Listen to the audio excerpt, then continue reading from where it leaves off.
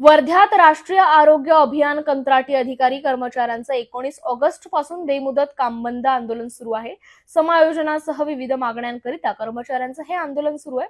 या आंदोलनात जिल्ह्यातील 640 कर्मचाऱ्यांचा सहभाग आहे। आज वर्ध्याच्या जिल्हा परिषद समोर बैलपोळ्यानिमित्त लक्षवेधी आंदोलन करण्यात आलंय। यावेळी सरकार विरोधात झडत्या म्हणत निषेध नोंदवला गेलाय।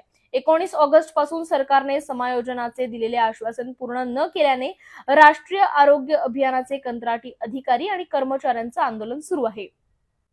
सरकारने 10 आणि 11 जुलै रोजी मुंबईच्या आझाद मैदानात लक्षवेधक आंदोलन केलं होतं। यावेळी आरोग्य मंत्री प्रकाश आंबेडकर यांनी लवकर समायोजनाची प्रक्रिया राबवणार असल्याचं आश्वासन दिलं होतं। मात्र अद्यापपर्यंत एकही समायोजन आदेश काढले गेलेले नाहीयेत।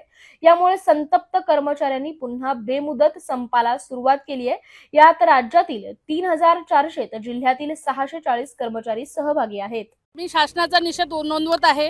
आज महाराष्ट्रामध्ये पोळा हा सण खूप मोठ्या प्रमाणामध्ये साजरा केला जातो, परंतु महाराष्ट्र शासन जे आहे ते फक्त वेळकाढू धोरण निभावून राहिलेला आहे।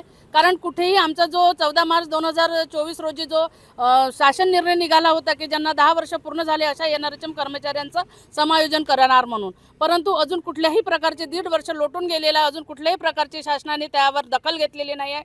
आणि या दखलेसाठी आम्ही वारंवार पत्रव्यवहार केलेले आहे, भेटी घेतलेल्या आहे आरोग्यमंत्र्यांशी, मुख्यमंत्र्यांशी, उपमुख्यमंत्र्यांशी, पालकमंत्र्यांशी, आमदार, खासदार आम्ही सगळे अगदी म्हणजे चांद्यापासून तर बांद्यापर्यंत धुंडून काढलेले आहे, पण कोणी आमच्या याची दखल घेऊन नाही राहिलेला आहे। आणि त्या दखलीची कुठेतरी आमची अंमलबजावणी झाली पाहिजे, आमच्या शासनाची अंमलबजावणी झाली पाहिजे निर्णयाची। त्यासाठी आम्ही आज इथे अनोख्या प्रकारचं आंदोलन करत आहे। जसं बैलाला वर्षभर शेतकरी वाहून नेतो, असाच महाराष्ट्र शासनामध्ये एनआरएचएम कर्मचाऱ्यांना सुद्धा अधिकारी आणि कर्मचारी आणि प्रशासन वाहून नेत आहे। आणि त्यासाठी हे आमच्यावर जो अन्याय होऊन राहिलेला आहे, या अन्यायाला कुठेतरी वाचा फोडण्यासाठी आज आम्ही इथे आगळं वेगळं आंदोलन करत आहे बैलपोळ्याच्या निमित्ताने।